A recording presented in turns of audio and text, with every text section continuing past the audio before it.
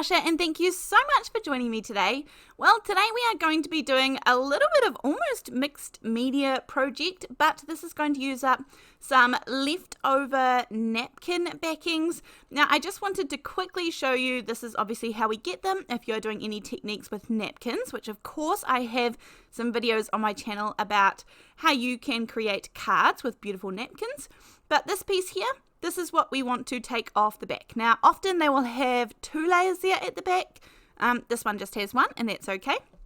So this part here is what we are going to create some beautiful texture with. Now, I'm just going to use a piece of the regular cardstock. This is £110.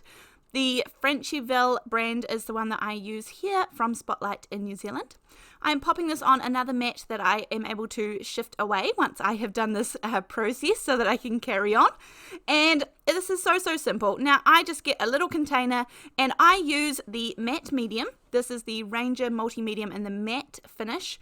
And this is what I have in all of my little glue bottles. So I just use this because it's basically the only type of liquid glue that I have. And then I add a little bit of plain water to this just to water it down a little bit. You don't necessarily have to do this. If your glue is already a pretty watery consistency, I wouldn't do that either. This just makes it go further, and I find I don't need this full strength of the matte medium for this, so why not water it down a little bit? Now, with this, we do want to really coat this piece of cardstock. I mean, really put it down. We want to have a good layer of the glue down there, so definitely don't hold back at this point. Make sure that there is a good layer. Make sure that you have gone right to the edges. Now, by all means, you absolutely do not have to do a piece of paper this size. Just do a tag. Just do a scrap piece of paper. Whatever you have is perfect. Now, I like to scrunch up my napkin just because I just like the more texture, the better. And so I want as much texture as I can. And then truly, there is no like being careful or anything. Just pop the glue back on top the next layer. Don't stress that you can see the pattern through there. You can see where the orange and the leaves were and things from the pattern on the front. We're going to get rid of all of that. This is just making use of the things that we already have in our craft space ready to go. And so this just creates this most beautiful texture. I mean, this is just one way of going about it. If you want to, of course, you could always use like an embossing folder to create similar texture, but it's never quite the same. And this process is, I think, much more fun. So I'm just making sure that absolutely everywhere is covered in glue. Just making sure I don't have any big dry spots. I don't want it saturated, but I do want to make sure everywhere is absolutely covered. So that is the first piece done and dusted. Now, by all means, you can do this, as I said, on any surface that you want. I had a little bit of scrap, it kind of looks like craft cardstock. I think it's the inside of a box that I had rescued out of my recycling bin. The kids had been very helpful and popped it down there, but I was like, oh, I think I can use this. And so raise your hand if anybody ever rescues things like that, please. And so I'm going to do it on this as well. I have the glue out, I'm ready to go. I have the napkins, and so I'm going to keep doing the same thing. So this one, I didn't quite have enough to cover the whole thing, a napkin big enough, so I'm just going to do the bit in the middle. But if you wanted to, you could just layer on the napkins. It doesn't matter. If you don't have more than one, then that's fine. You can just do one particular space. But if you want to keep going, layer them up. That's fine too. Everything works. But I will say that it dried beautifully on this one. And I would almost use this. It almost goes sort of transparent because, of course, the matte medium goes on cloudy, but it's going to dry clear, of course.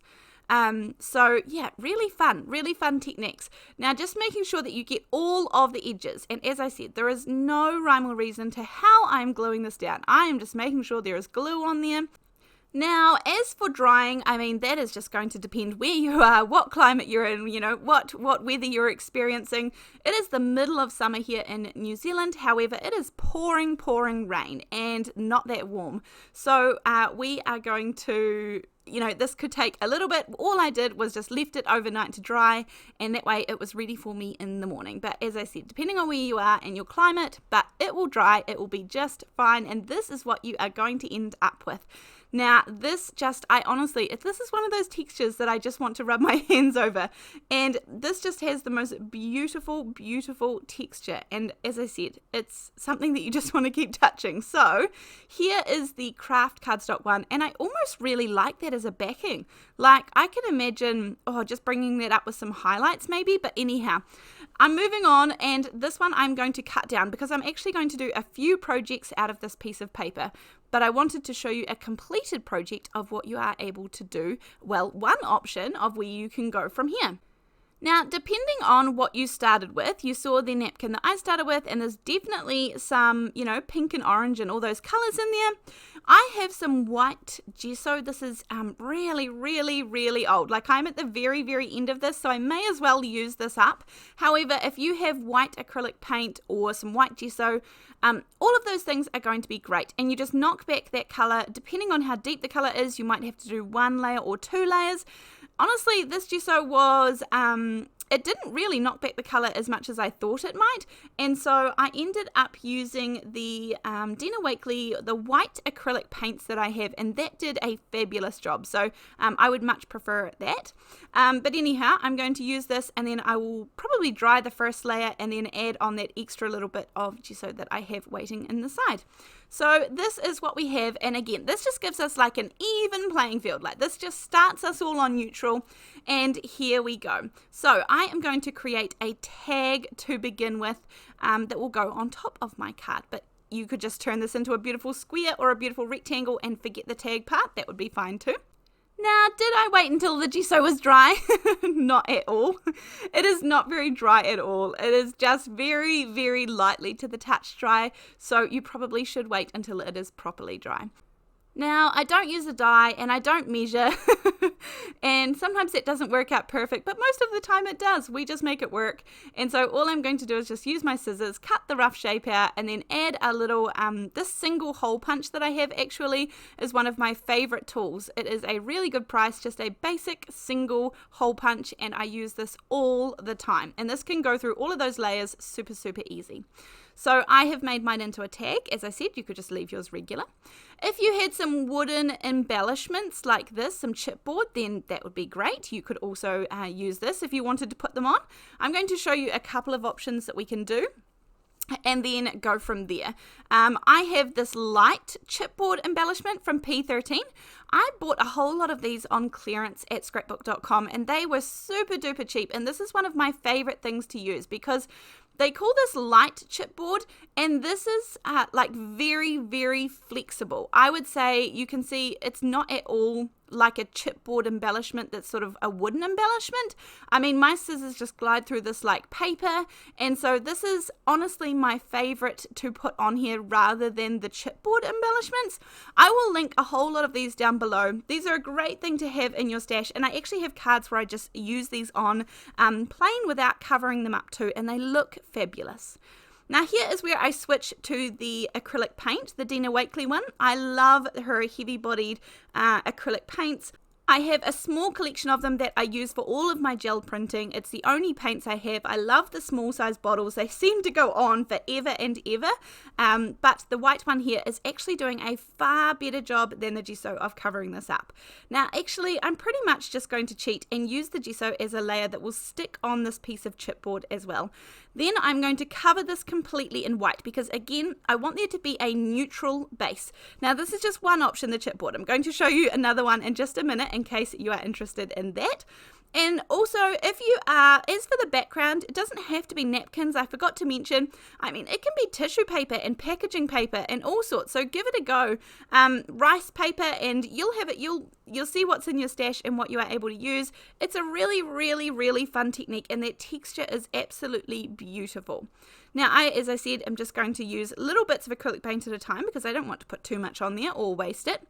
I'm just using a paintbrush to make sure I have really gotten into all of those little bits of that lightweight chipboard there, and just making sure everything is thoroughly coloured, and then we can go on to adding colour after this. And again, there is always more than one way to add colour, so I'm sure you have something in your stash that is actually going to work. Now, I love the look of this already. This is a cute little background to work off, and we've created some interest, we've created some texture, but if you want to, you could always stack some die cuts as well, instead of using the chipboard. Now, I have the Leafy dies one here from Pink and Maine. I have cut them out of that, it was the other side of the box that I rescued from the recycling. I cut them out of there. I'm just going to add a little bit of that matte medium. As I said, it's the same one that's in the tube. It's the same container that I showed you earlier on when we were going to put down the tissue paper. And then I'm just going to layer up 3 of these. Now, the board that I'm using is actually somewhat thick. I wouldn't say it's cardboard. It's sort of like thick paper, I guess. You know, it's cardstock. And so 3 was going to be the perfect amount for me, not to be too bulky, but to just provide enough that you are going to be able to see it. Now, I'm going to add this onto another tag. So I've created another tag the same way I did the first one. I'm adding some liquid glue, some matte medium, to glue this one down and make sure that it is going to definitely stay in place. Now, even though I actually quite like the color of the craft cardstock, it's kind of a dark craft cardstock color, I guess. I am going to cover this up because I want to show you obviously some techniques that we can do when we come back in and add the color. So I am using some white acrylic paint over top of this. I did not really wait till this was dry. So if it moves around, just ignore it and it will dry. Once the acrylic paint's on, everything will sort of mash together and it'll be fine. I'm not very good at being patient sometimes, and sometimes time doesn't allow me to be able to come back to it later. So sometimes things just have to work my way. And it'll be fine, I promise, it'll be fine. So adding a good layer to make sure you get in the sides there and all those little nooks and crannies with your paintbrush, and make sure that you've covered up the rest of the tag so that it all looks the same sort of white color. Actually, the white acrylic paint is much whiter than the gesso that I used before, so that's something interesting. And then once you've got that, I'm going to pop that aside to dry and make sure that actually some of that glue does get a chance to stick. But even the acrylic paint will help it stick down a little bit too once it's dry. Now, let's get on to colouring these. As for options, so you could use something like inks, re-inkers or ink pads. You could use dye inks, you can use hybrid inks, you can use anything like that, would work too. I also have these watercolour pens here. This set is from Altenew, these brush markers. You could use these by all means. I love these. These are very pigmented and very strong, so you might want to use a water paintbrush with them too.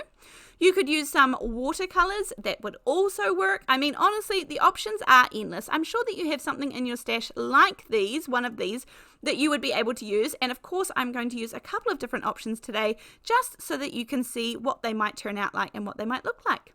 Now, this one is dry and ready to go, and I really love the texture that we've built up here. We've built a beautiful background, and I am going to use the watercolors first up. Now, I have a little jar thing of water there beside me, just because I don't want this to be super strong in your face, these colours, but I do want, I have to remember that watercolours are going to dry back a little bit and not be as strong.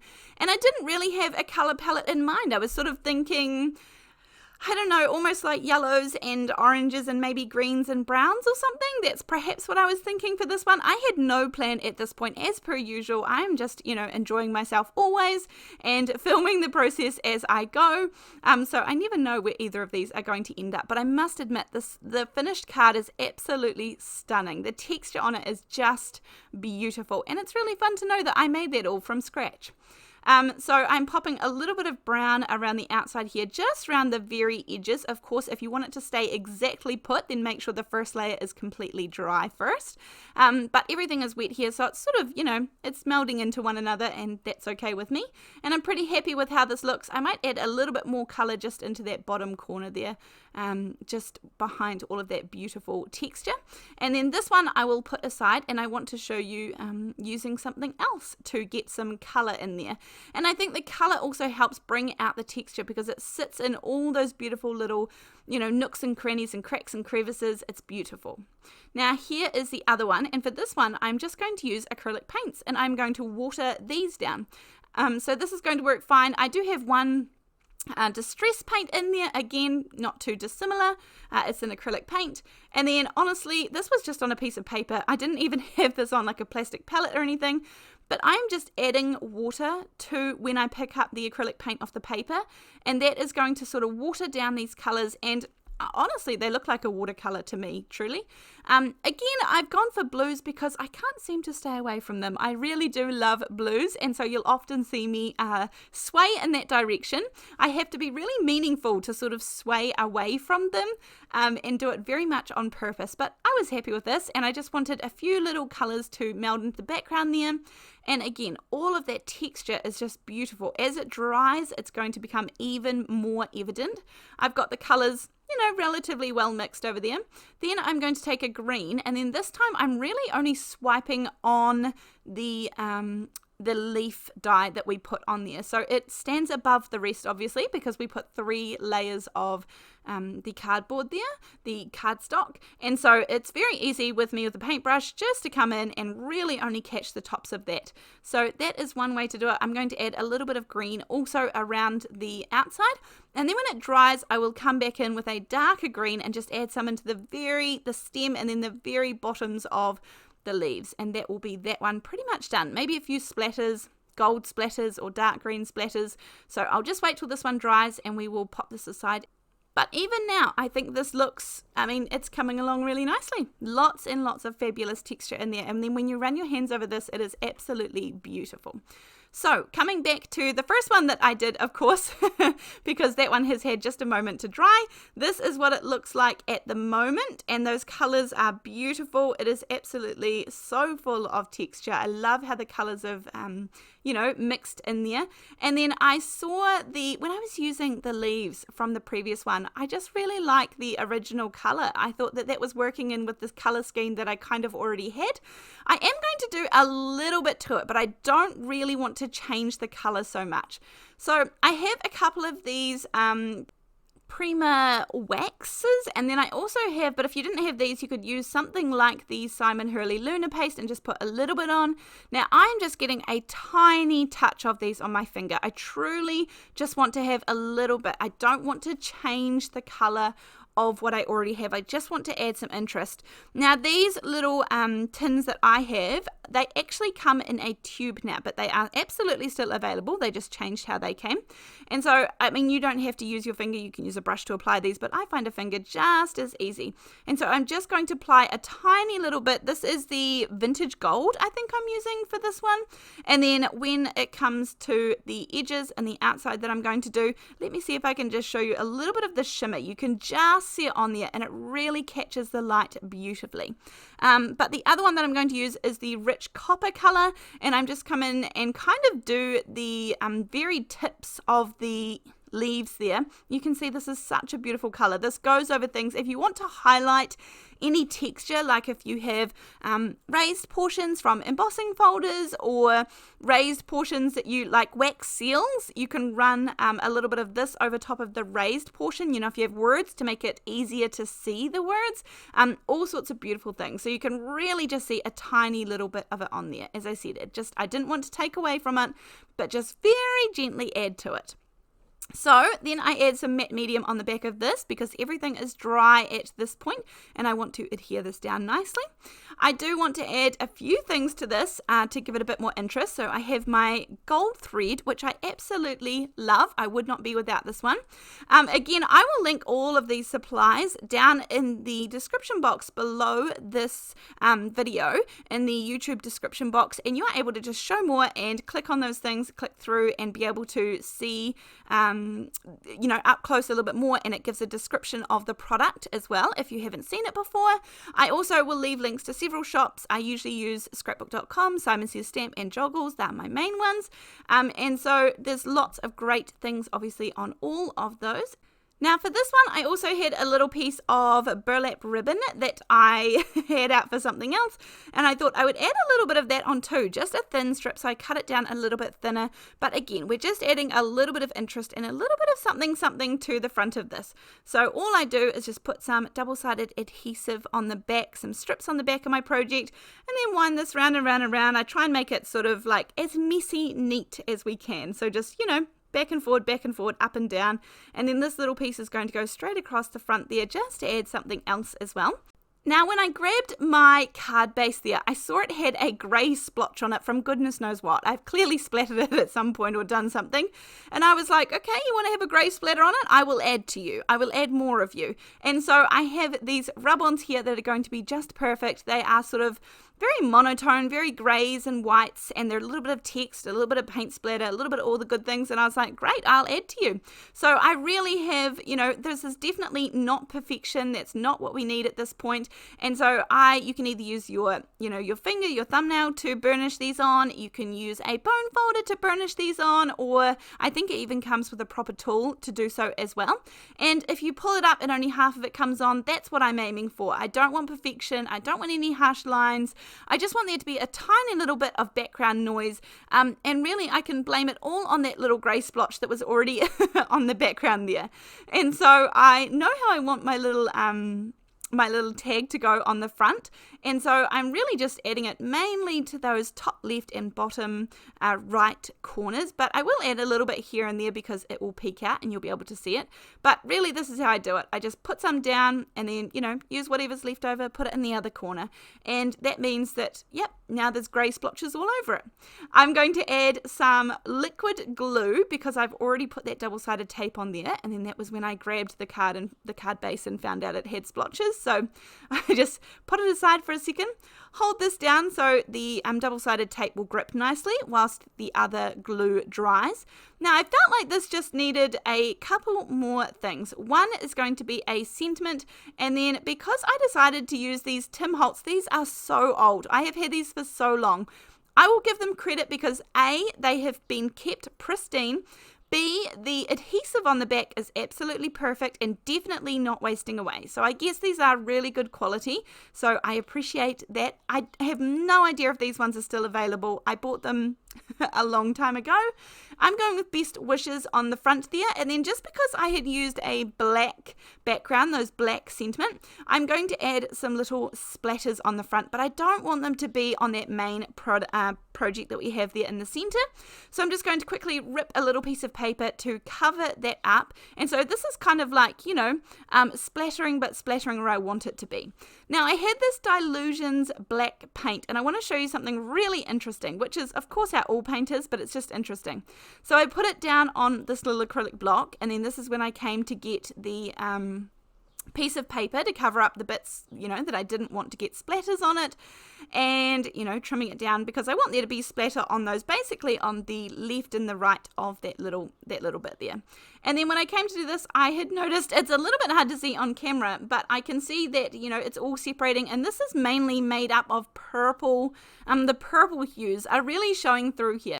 Now, of course, this is just the makeup of the paint. That's absolutely fine. But I was like, did I grab a purple and not realize it? Did I grab a dark purple? Checked. No, I definitely grabbed the black.